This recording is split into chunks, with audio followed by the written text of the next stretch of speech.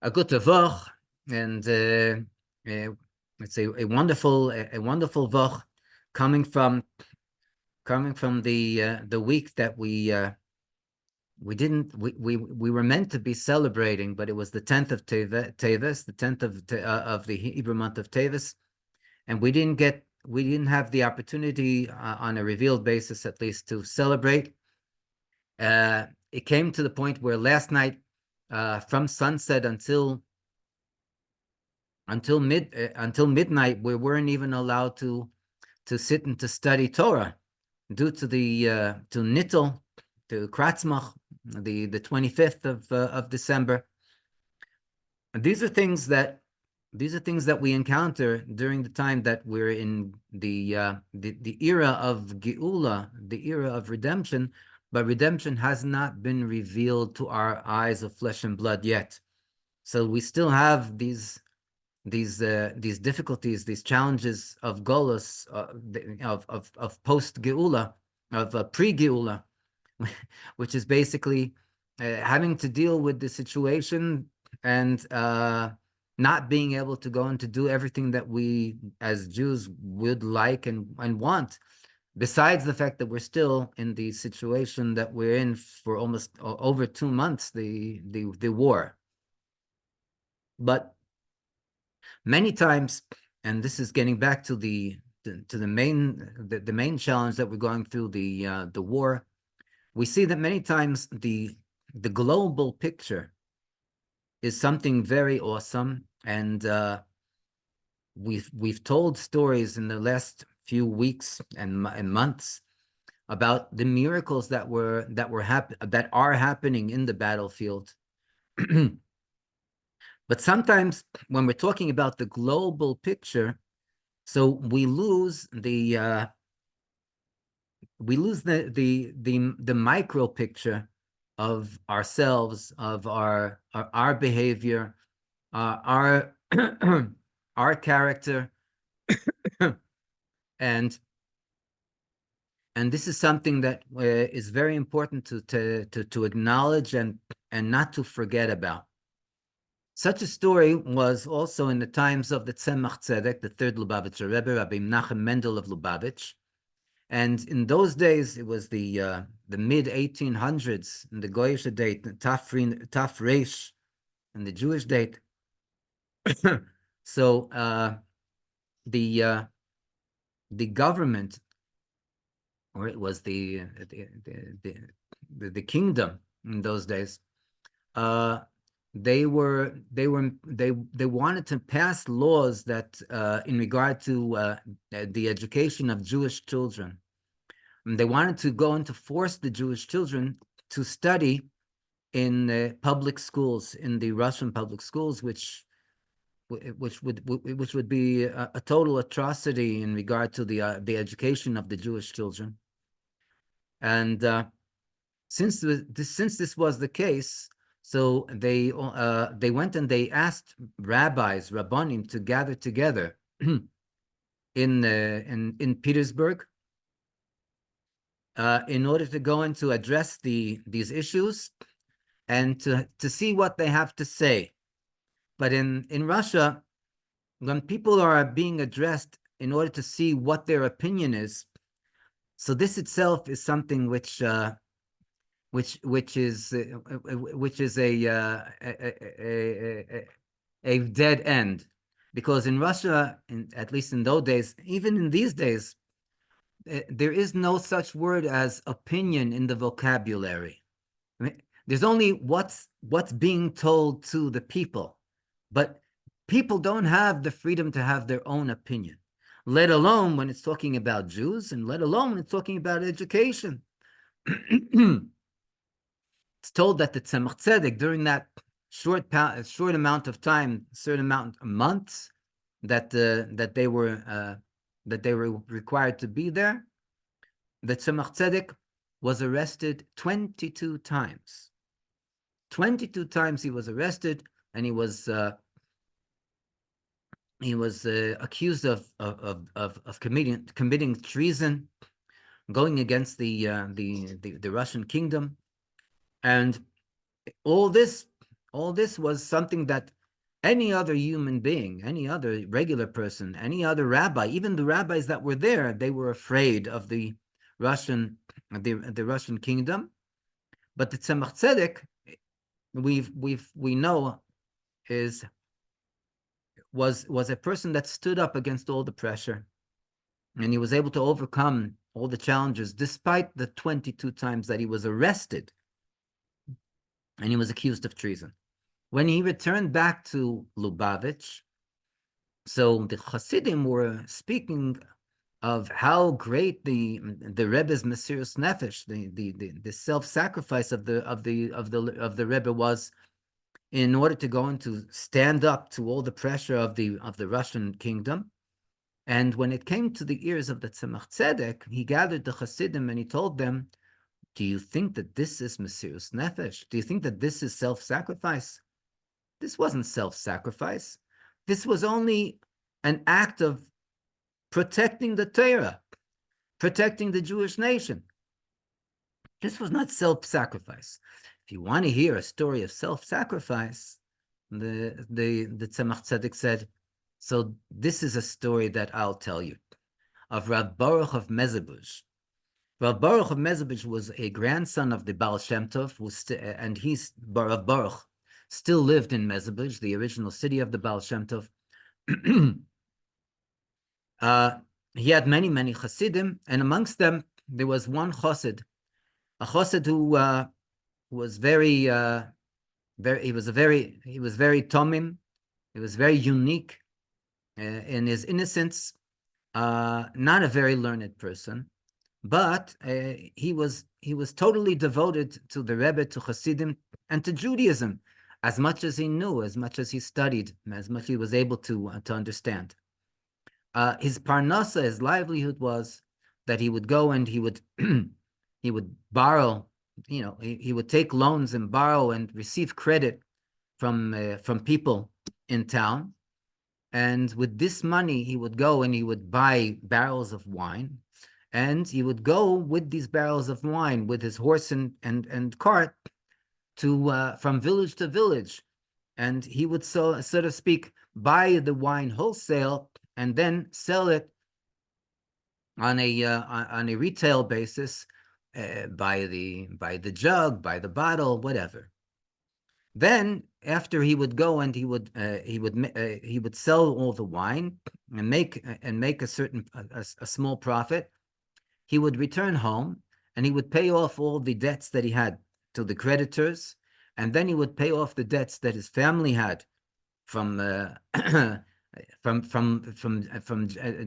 general living. And that's the way he would go and make this circle, and that would be his parnasa. One day when he was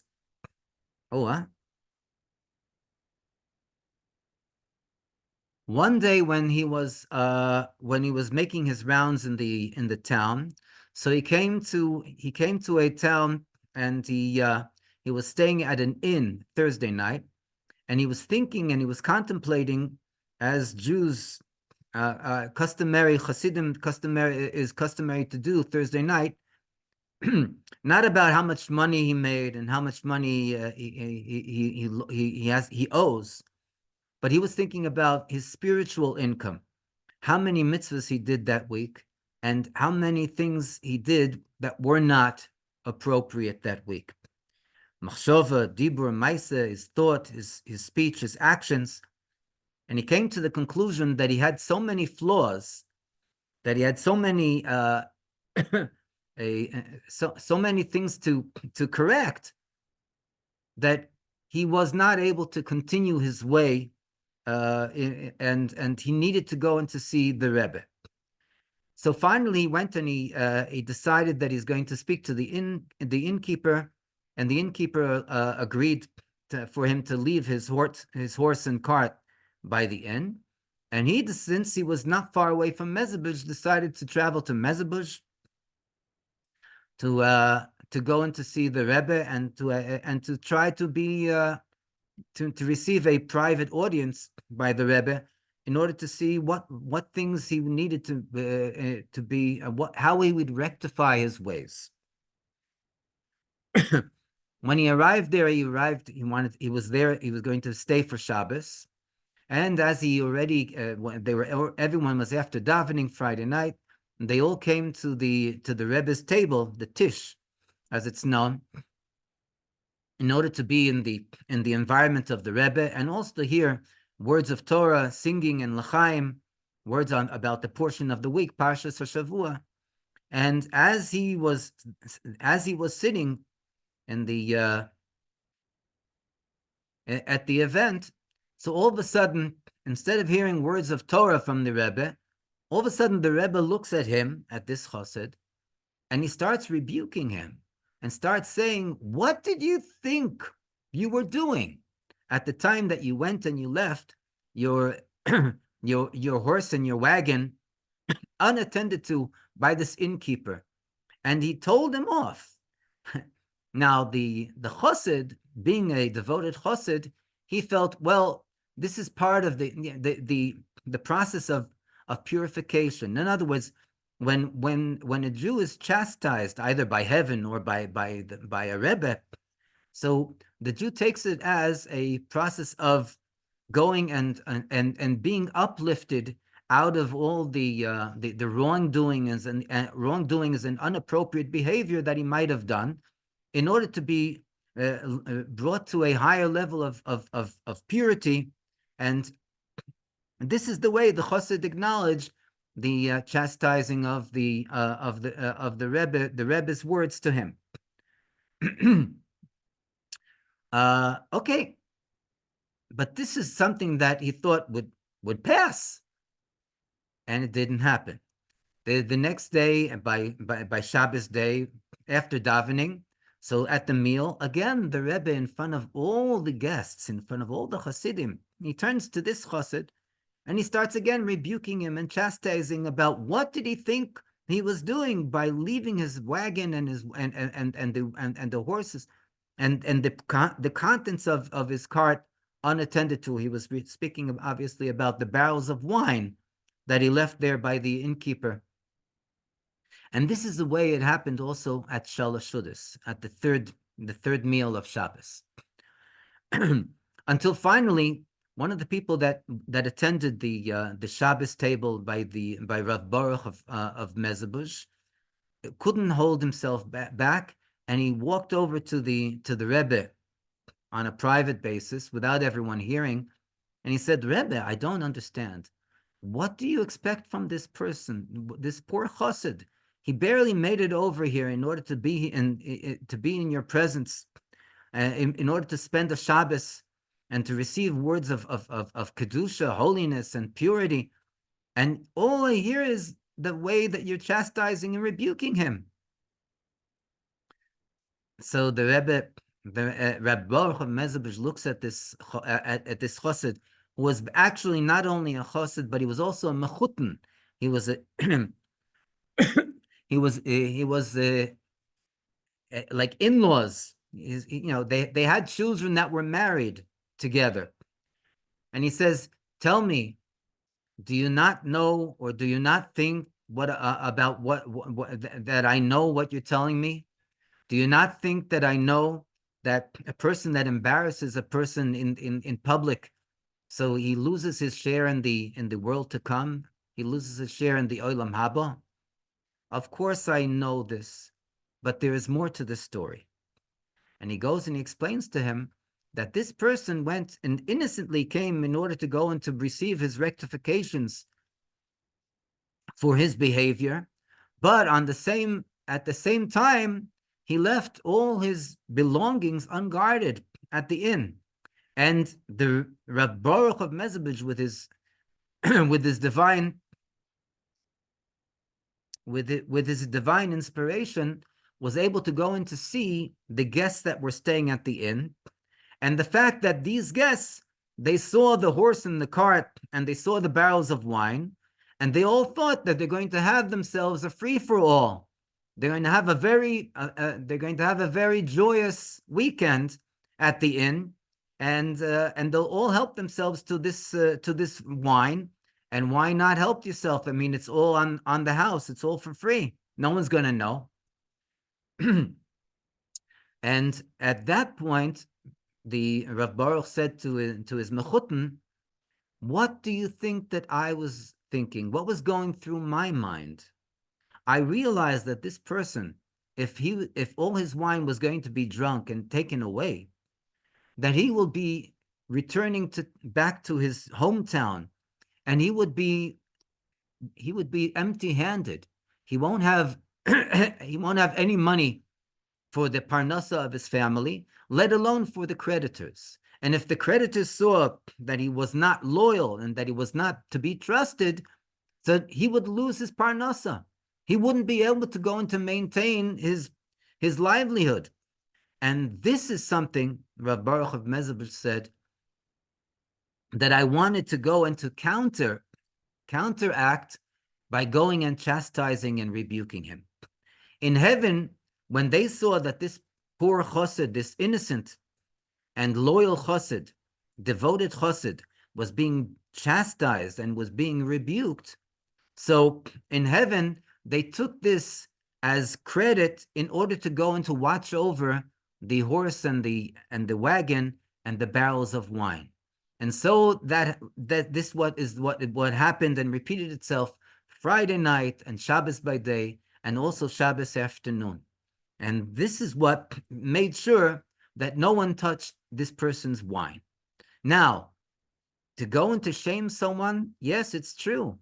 It's true. A person, it states, loses his olam haba. He loses his share in the world to come.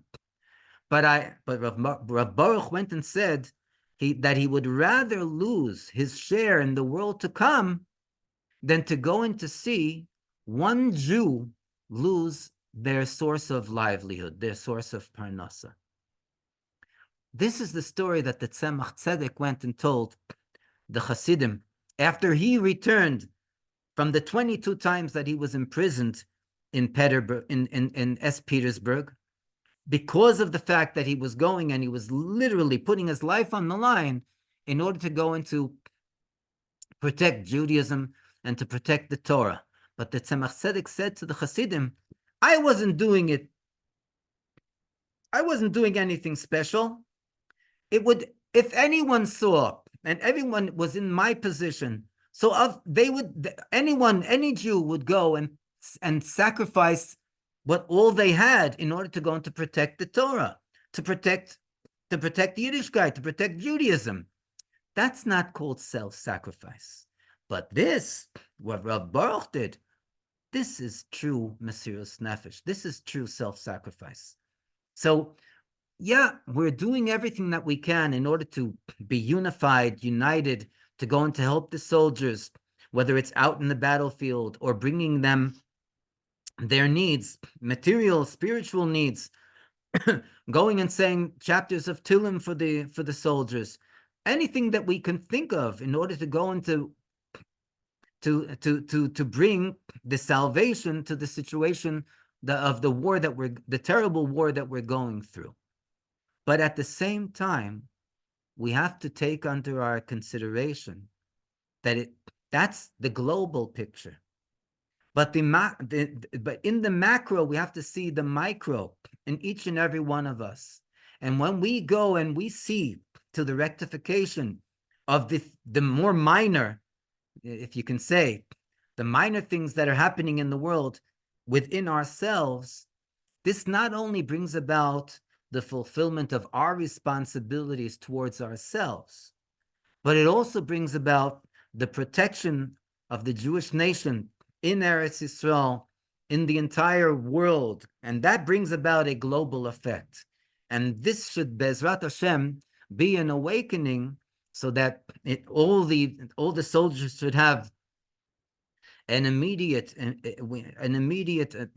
nitzochen, an immediate triumph, an immediate victory without any casualties, and that all the injured should be immediately healed, and in a manner of happiness and joy, and in a manner of happiness and joy, safely and healthy, we should be able to restore and return all the hostages that are still under the terrible, treacherous hands of the Hezbollah, Yamach Shmam v'Zichram, and that Hashem should bring us the Geula Hashlema v'Amitis, the true and the complete redemption, on a good and revealed basis. And it should be the main thing, Teichef Umyad, immediately now with the revelation of the Rebbe Shlita Melech Ha'Moshiach. Yechi Adonenu, Morenu v'Rabbeinu, HaMelech HaMoshiach, Chai v'Kayom le'olam vo'ed. Amen.